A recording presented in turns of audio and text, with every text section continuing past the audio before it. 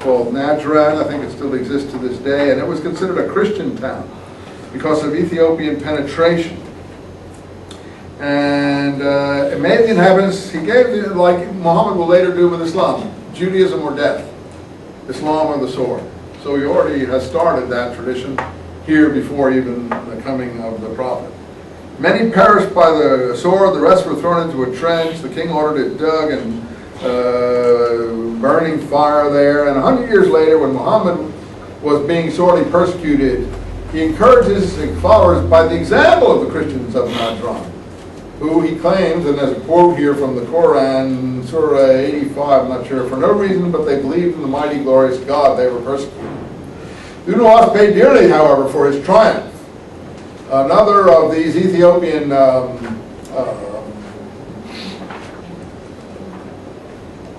allies fled the city, went to Byzantium, and implored the emperor Justinius there, a famous Byzantine emperor, to write a letter telling the leader of Ethiopia, someone called Najasi, to take action.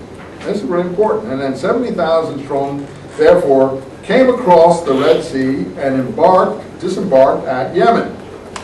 Dunawas, however, couldn't count on the loyalty of his Himyarite nobles, and his troops deserted him in the face of this strong Ethiopian threat. And the quotation from Tabari, the historian, is, when he saw the fate that had befallen himself and his people, he turned to the sea, setting his spurs to the horse, rode through the shallows until he reached the deep waves. Then he plunged into the waves, and nothing more was ever seen of him again. So basically, in the zealot style of Palestine, like Mossad and other way, he commits suicide rather than surrender. He rides his horses into the sea. Whether this is a real story, I don't know. In any case, what is this leading up to? We get the Ethiopian invasion. This is around 500 something now, maybe about 530, maybe 60, 70 years before the Prophet. Anyway, the Abyssinian general takes vengeance now on the other side, slaying a third of the women and children and selling the rest as slaves. He reduced the Yemenites to submission, reestablished order, and so on. So all that is given to you on page 28, and you can read all of that. And finally, the conclusion is, this disastrous failure which took place, wait, I'm wrong. This narrative here, then, is the story of Abraha.